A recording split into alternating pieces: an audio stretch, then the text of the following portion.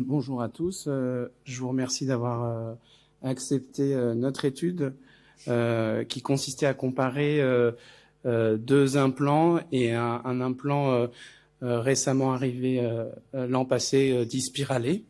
Cette étude a été réalisée avec mon collègue, excusez-moi, le docteur Bourdon à Toulon.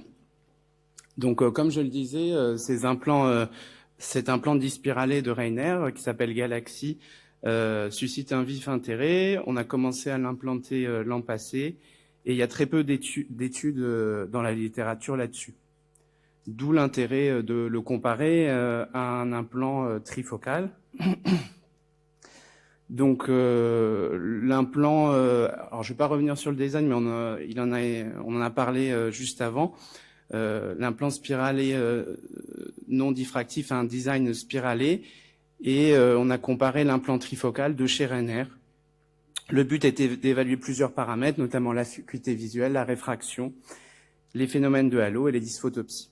Il s'agissait d'une étude prospective de juillet 2024 à mars 2025, multicentrique entre Rennes et Toulon, et deux groupes, un avec des lentilles spiralées et un autre avec des lentilles trifocales. Nous avons comparé les deux groupes sur des caractéristiques préopératoires dont je vais vous détailler juste après, et les caractéristiques post-opératoires. Donc on peut voir au niveau des deux groupes, ils sont comparables, et on a inclus 33 yeux dans le groupe des lentilles spiralées de Galaxy.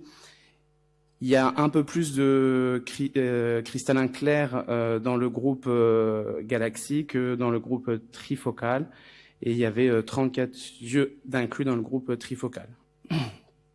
Donc pour ce qui est des réfractions post-opératoires, on en a parlé aussi juste après, mais ces implants-là ont une caractéristique, c'est une pseudo-myopie autoréfractionnelle qui est relativement moins importante pour les implants spiralés, aux alentours de moins 0,50 versus, bon, je parle de l'implant trifocal de chez Rainer, qui est aux alentours de moins 1,50. Donc il ne faut pas en tenir compte et tenir compte de la réfraction subjective et qui était comparable entre les deux groupes. Concernant la vision, donc on s'est intéressé à la vision lointaine, intermédiaire et la vision de près.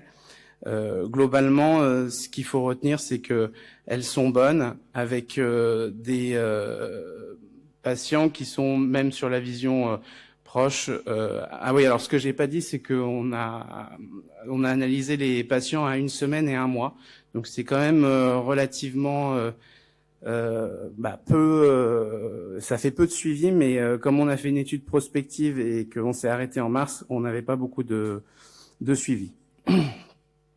Concernant les phénomènes de dysphotopsie et de halo, on constatait moins de dysphotopsie et moins de halo dans le groupe Galaxy, avec des patients satisfaits là-dessus. D'ailleurs, pas de halo du tout, pas de dysphotopsie du tout dans le groupe Galaxy. Donc, il s'agit d'une étude de faible niveau de preuve, mais les résultats semblent indiquer que l'acuité visuelle est comparable dans les deux groupes. L'acuité visuelle en vision proche semble être meilleure dans le groupe Galaxy. Il semble y avoir moins de halo dans le groupe Galaxy. Et ce qui pourrait être pertinent, c'est de comparer ces implants avec l'implant Galaxy avec d'autres implants trifocaux.